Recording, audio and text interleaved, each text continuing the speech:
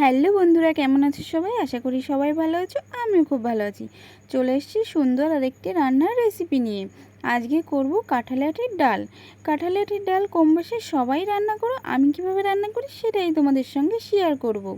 চলো ভিডিওটা দেখতে থাকো। এখানে প্রথমেই কতগুলো কাঁঠালি আটি নিয়ে নিয়েছি। আর কাঁঠালি আটিগুলো দেখো, উপরের সাদা খোসাটা আমি ছাড়িয়ে নিয়েছি। এখন প্রেসার কুকারে সিদ্ধ বসাবো। 5টা মতো ছিটি দিয়ে নেব। এখানে দেখো কাঁঠালি আটিটা আমার সিদ্ধ হয়েও গেছে। এখন আমি মিক্সিতে পিষে নেব। কাঁঠালি আটিটা পিষে নিয়েছি, কত সুন্দর হয়েছে দেখো পেস্টটা। আর এদিকে দেখো কড়াই বসিয়ে দিয়েছি। কড়াইতে পরিমাণ মতো তেল দিয়ে দিয়েছি।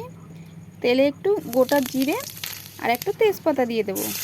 দিয়ে একটু থেতো করা রসুন, দুটো শুকনো লঙ্কা, একটু কুচিয়ে রাখা পেঁয়াজ, একটু থেতো করা আদা আর একটু কাঁচা লঙ্কা আর সঙ্গে একটু হলুদ দিয়ে ভালো করে মশলাটাকে ভেজে নেব।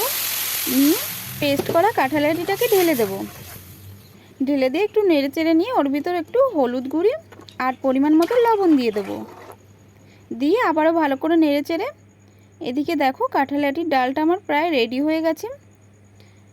আর একটু গাঢ় করেই করতে হবে এই ডালটা, তাহলেই টেস্ট হবে খেতে। কাঁঠালি আটির ডাল আমার প্রায় রেডি। এখন হালকা একটু গরম মশলা দিয়ে নামিয়ে নেব। আবার একটু নেড়ে চেড়ে নেব।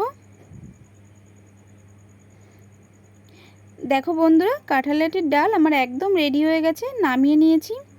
কালারটা দেখেছো কত সুন্দর হয়েছে, খেতেও কিন্তু দারুণ টেস্টি হয়েছে। মাছ মাংস সব হার মানিয়ে দেবে এই কাঁঠালি আটির ডালটা। তোমরা একবার হলেও বাড়িতে ট্রাই করতে পারো আমার এই কাঁঠালি আটির ডাল রেসিপিটা। আমার চ্যানেলটাকে সবাই একটু প্লিজ সাবস্ক্রাইব করে দিও। দেখা হচ্ছে অন্য কোনো সুন্দর একটি ভিডিওয়। বাই।